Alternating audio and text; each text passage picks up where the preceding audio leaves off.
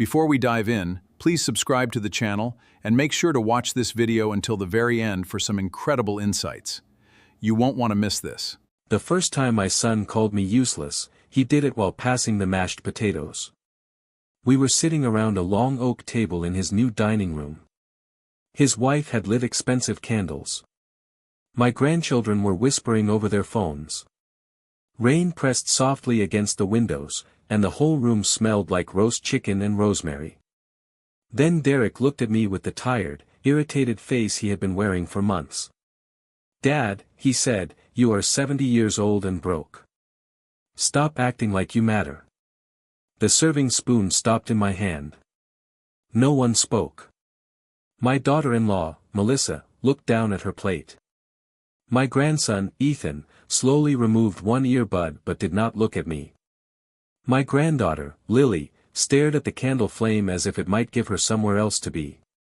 I could have reminded Derek that I was 65, not 70. I could have asked him why he thought a man's worth could be measured by the car he drove or the money in his bank account. Instead, I placed the spoon beside the bowl. "You may be right," I said quietly. Derek leaned back in his chair.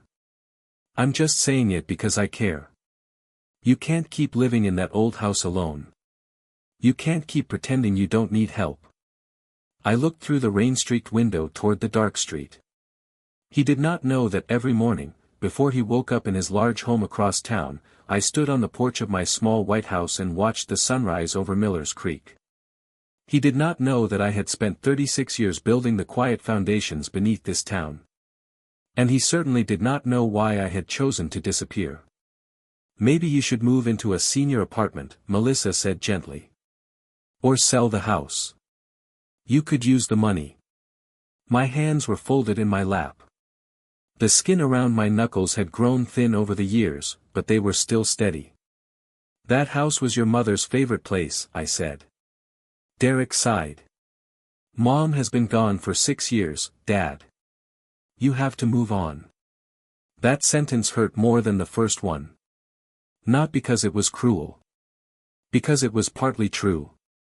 My wife, Eleanor, had been gone for 6 years. She had died quietly on an October morning, with one hand in mine and one hand resting over her heart. Before she closed her eyes for the last time, she had made me promise her something. "Don't let money turn you into a stranger," she whispered. I had promised. At the time, I thought she meant that I should stay humble. I did not understand that one day I would need that promise to survive my own family. Derek pushed his chair back. "There's another thing," he said. "Melissa and I have been talking. We need help with the mortgage. The kids' school costs more every year. I thought maybe you could sign over the house now. We could sell it, put you somewhere comfortable, and use the rest to get ahead." Lily finally looked up. "Dad," she said softly, "Grandpa loves his house." Derek gave her a sharp look. "This is adult business." I looked at my granddaughter and smiled. She had Eleanor's kind eyes. "It's all right, sweetheart," I told her. But it was not all right. I understood why Derek was worried about money. He had worked hard his entire life. He had a good job in commercial real estate, a beautiful family, and more bills than he wanted anyone to know. He had learned to see life as a staircase, with every person either climbing or falling behind. And lately, he had decided that I was falling behind. What Derek did not understand was that I had spent most of my life learning the opposite lesson. Some people climb alone. Others build the stairs. I finished my coffee, thanked Melissa for dinner, and stood slowly from the table. Derek did not stop me. He was still angry, but I could see something else beneath it. Fear. He was afraid of losing his house. Afraid of disappointing his family. Afraid that I would become another burden he could not afford. I wished he had trusted me enough to tell me the truth. Outside, the rain had slowed to a mist. My old pickup waited at the curb. It had rust near the back wheel and a crack in the dashboard. Derek hated that truck. He said it made people think I had failed. I started the engine and drove home through the sleeping streets of Brookhaven. The town was small enough that people still waved to one another from porches. It had a bakery on Main Street, a brick courthouse, a public library, and a riverfront park where children fed ducks in the summer. It also had a problem. For nearly a year, a development company called North Star Urban Holdings had been buying buildings around the town square. They promised modern apartments, luxury shops, and new jobs. The mayor had welcomed them. The newspapers had praised them. But I had seen their numbers. And numbers often told a different story than people did. When I arrived home, I found a dark sedan parked outside my porch. For a moment, I thought it might be Derek. Then the rear door opened. Mayor Helen Brooks stepped out wearing a navy raincoat. She was a practical woman in her early 50s, with silver threaded through her dark hair and the exhausted eyes of someone carrying a secret. She looked at my little house, then at my old truck. "Thomas," she said. "Mayor. I'm sorry to come so late. You wouldn't be here if it could wait." She nodded. We sat at my kitchen table beneath the yellow light Eleanor had chosen years ago. The room was simple. A small radio sat near the sink. Eleanor's blue teacup rested upside down on a drying towel, though I had not used it in years. The mayor placed a thick folder on the table. "North Star is pulling out," she said. I looked at the folder but did not touch it. "They've frozen the riverfront project. The bank is threatening to call the town's development loan. If that happens, Brookhaven loses the old mill district, the park expansion, and nearly 200 jobs. Why are you telling me?" She gave a tired laugh. "Because you warned us." A year earlier, I had attended a public meeting about North Star's proposal. I had asked 3 questions about the company's debt, their environmental insurance, and the ownership structure behind their local partner. Nobody had liked my questions. The mayor had been polite. The council had been impatient. Derek had later told me I was embarrassing myself by arguing with people who actually understood business. But I had understood business. For 36 years, I had been the quiet owner of Hale Infrastructure Group, a construction and investment company that built bridges, water systems, schools, and affordable housing across 5 states. We did not put my name on billboards. We did not chase attention. We built things that lasted. When Eleanor became sick, I stepped away from the company. I sold most of my public holdings, placed the rest in a family trust, and let my partner's daughter run daily operations. After Eleanor died, I came home to Brookhaven. I never told Derek how much money I had. At first, it was because he was proud. Then it became because he was distant. And eventually, it became because I wanted to know whether my children loved their father or the idea of what their father could provide. It was a painful question. The mayor opened the folder. "North Star used the town's land as collateral," she said. "They promised private funding that never arrived. They were hoping to flip the property after permits were approved. Now they're walking away. And the town is left with the debt." "Yes." "How much?" $24 million. For a few seconds, only the refrigerator hummed. Then I asked, "Does anyone else know you came here?" "No." "Good." Mayor Brooks looked at me carefully. "Thomas, I know you retired. I know you don't want attention. But I also know you founded Hale Infrastructure Group. I found out after you spoke at that meeting. I checked the records." I nodded. "You could help us," she said. "Not just with money. With a plan." I looked toward the living room, where Eleanor's framed photograph sat on the bookshelf. In it, she was laughing beside a lake, her hair blowing across her face. She had always believed that having more only mattered if it helped someone else breathe easier. "What happens if we save the project?" I asked. "The town survives," the mayor said. "But we need a new investor by Friday." It was Tuesday night. I leaned back in my chair. Then we have 3 days. The next morning, I called my former business partner's daughter, Grace Mendoza. Grace had been 13 years old when I first met her. Her father, Luis, was the best engineer I had ever known. After he died, Grace grew into a smart, determined woman who understood both the company and the values behind it. When she answered, she sounded surprised. "Thomas? Is everything okay? I need your help with a small town project." She laughed. Those are usually the projects that become the biggest. By noon, Grace had a team studying Northstar's contracts. By evening, she had sent me a report that confirmed my fears.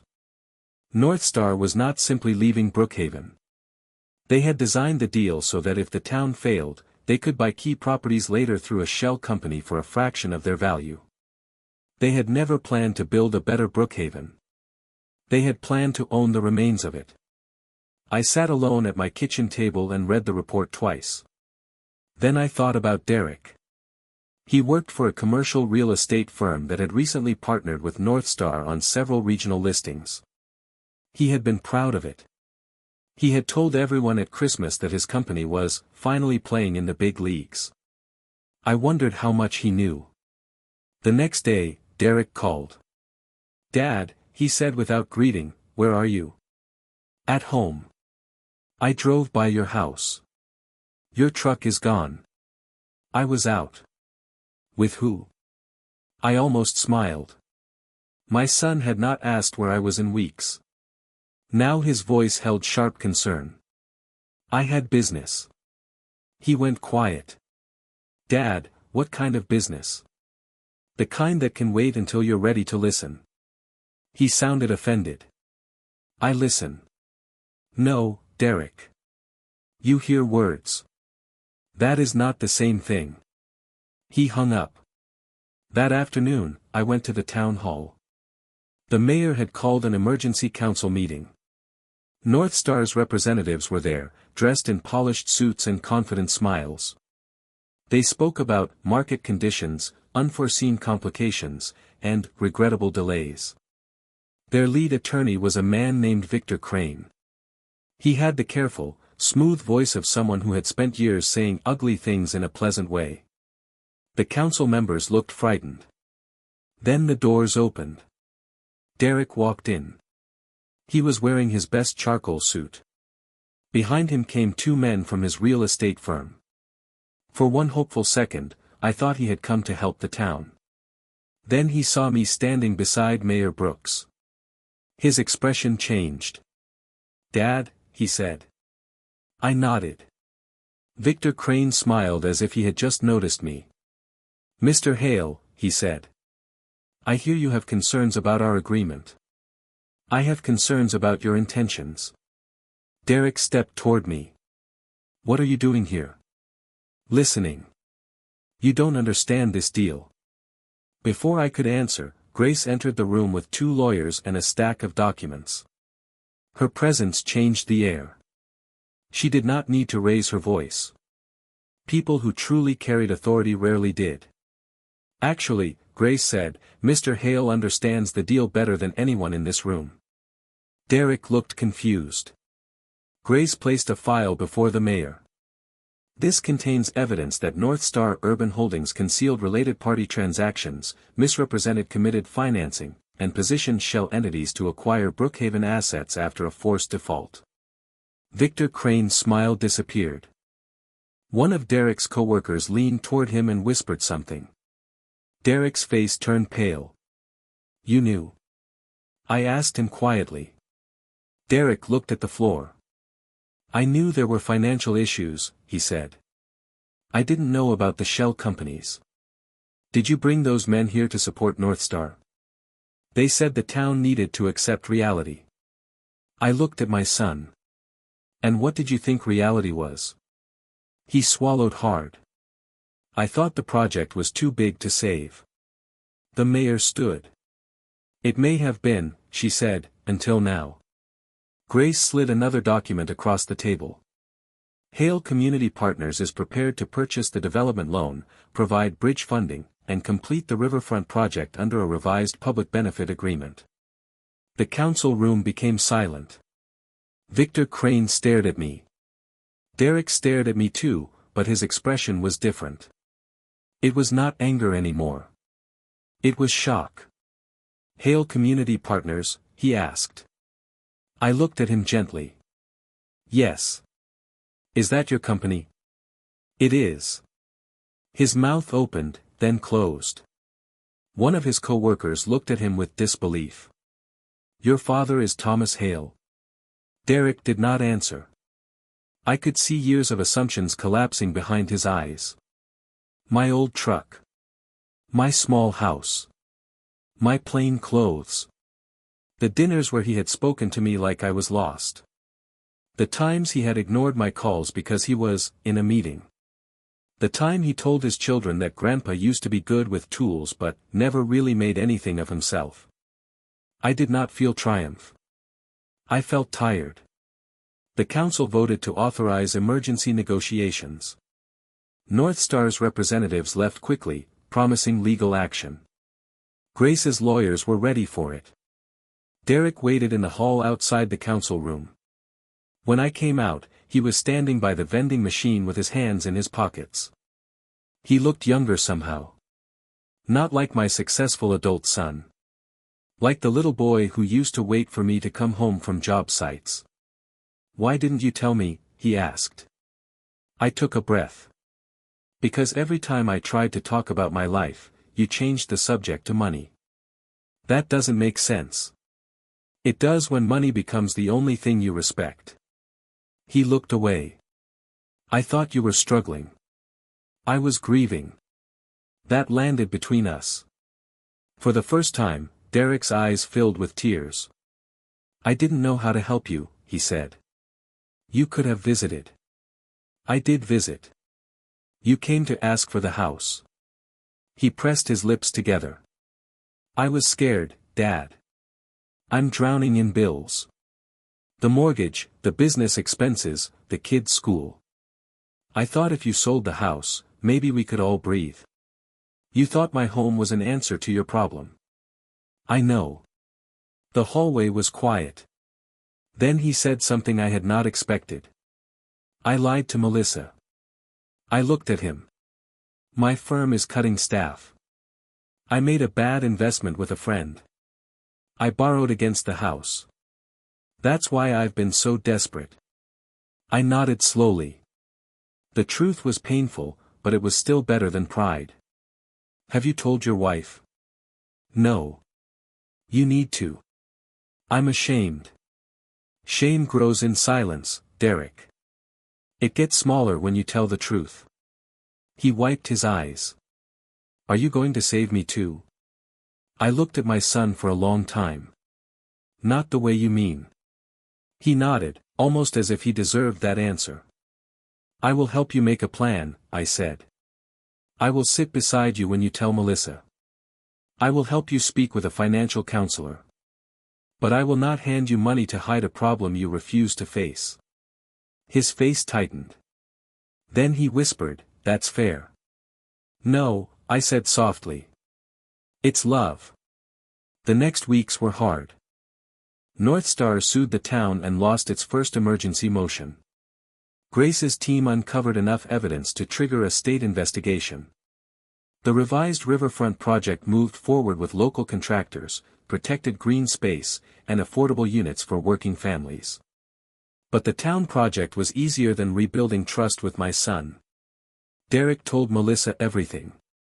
She cried. He cried. They argued for 2 days. Then they sat at their kitchen table and made a budget. They sold a second car. They cut expenses. Derek took a smaller role at work and began looking for a job that did not require him to pretend he was richer than he was. He did not ask me for $1. That mattered. A month later, I invited the family to my house for Sunday dinner. I cooked Eleanor's pot roast. Lily helped me peel potatoes. Ethan set the table. Melissa brought a pie from the bakery, and Derek arrived early carrying a bag of groceries. "I didn't know what you needed," he said. So you brought everything. He smiled a little. I'm learning. After dinner, the children asked about the framed photographs in the living room. There were pictures of bridges, schools, water towers, and workers in hard hats. There was one of me and Eleanor at the opening of a children's hospital wing. Grandpa built all this? Lily asked. I had help, I said. Ethan looked at me with wide eyes. Why didn't you tell us? I looked across the room at Derek. Some things are better shown than said. Derek lowered his head. A week later, he called me and asked if we could have breakfast. We met at a small diner near the highway. It was the kind of place with vinyl booths, strong coffee, and waitresses who called everyone honey. Derek arrived in jeans instead of a suit. He looked nervous. I've been thinking about Mom, he said after we ordered. So have I. I remember when she got sick. You were always at the hospital. Then after she died, you just got quieter. I didn't know how to be around people without her. I thought you didn't need us. I looked at him. Everyone needs someone, son. Even men who are good at hiding it. He nodded, and his eyes became wet again. I'm sorry I made you feel small. I know. I'm sorry I told the kids you were useless. That one hurt. I know. He reached across the table and placed his hand over mine. I don't want to be the kind of man who only respects people when I find out they have money. Then don't be. I want to do better. I squeezed his hand. That is where every good change begins. Spring arrived early that year.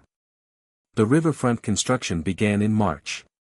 The old mill district was cleaned up, the park path was repaired, and a small community center was added to the plan. Mayor Brooks named the project the Eleanor Hale Riverfront Renewal. I tried to refuse.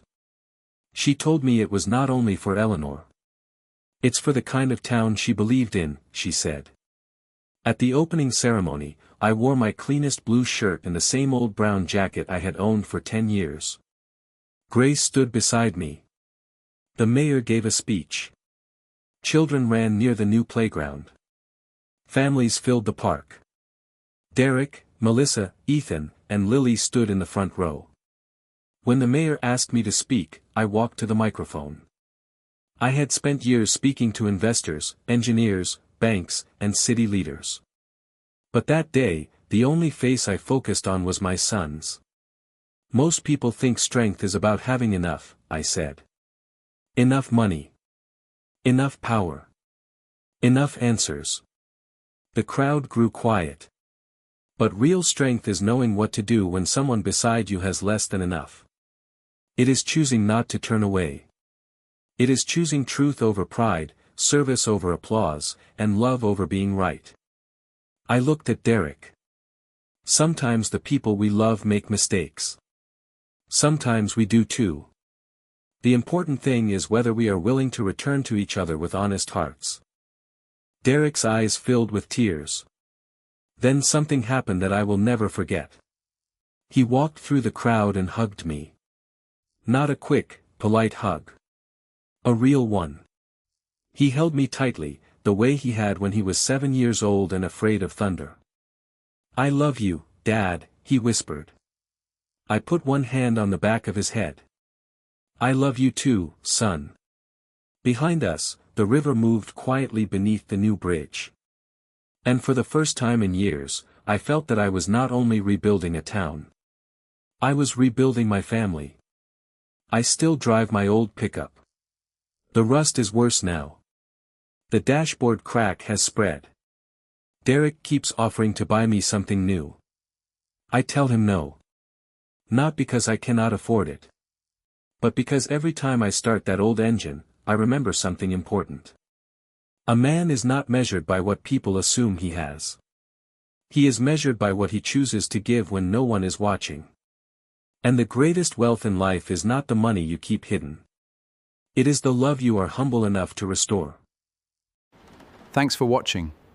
If you enjoyed this story, please like, subscribe, and tell me in the comments how it made you feel. I'll see you in the next one.